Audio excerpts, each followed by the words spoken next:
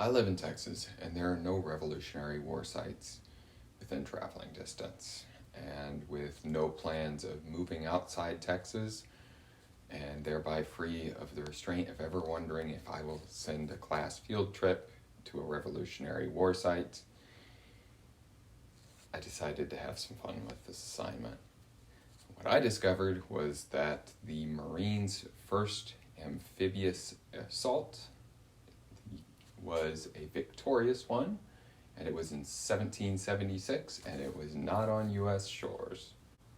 It was Nassau, Bahamas, 1.5 miles south of Fort Montagu.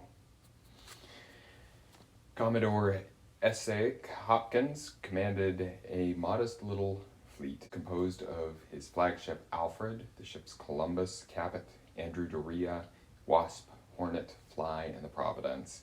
And on January 4th, more than 200 Continental Marines under Captain Samuel Nicholas were brought aboard.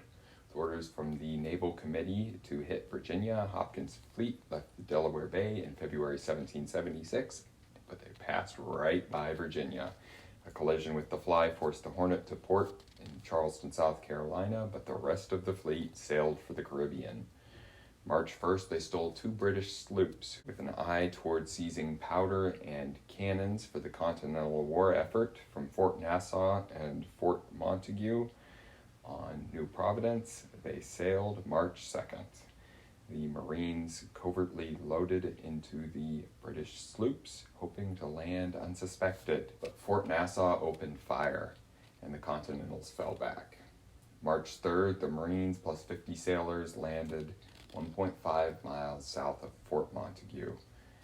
Captain Nicholas led them forward in 2 columns, and when Governor Montfort Brown ordered the 110 militia to fall back to the city of Nassau, Captain Nicholas and his troops took Fort Montagu without a casualty.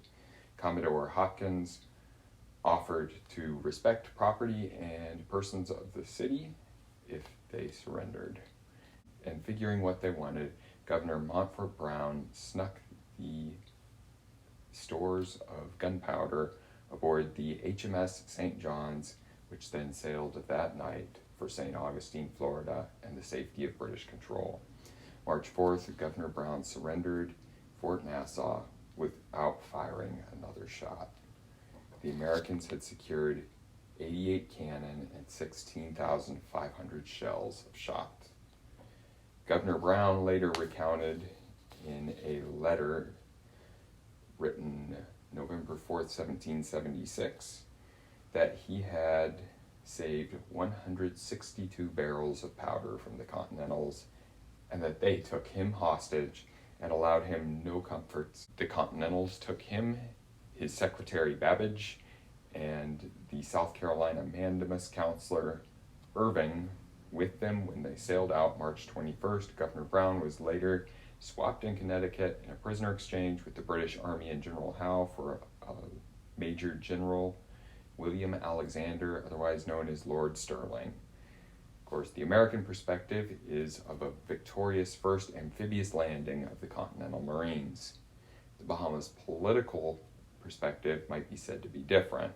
When Montfort Brown returned to the Bahamas in 1778, he feuded with the Assembly. He was upset with the people's trade with the Continentals, which had been going on ever since the Continental embargo against trade with British ports, had caused vexation to the people in Britain's smaller Caribbean backwater colonies who felt abandoned by the British Crown.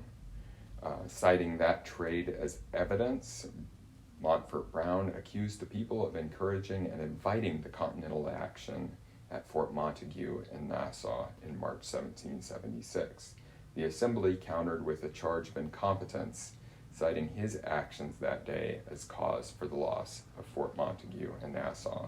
Encouraged by Lord Germain, Brown dissolved the Assembly and dismissed opposing officials, but his dictatorship bothered the London Board of Trade, who eventually replaced him in 1781 with John Maxwell.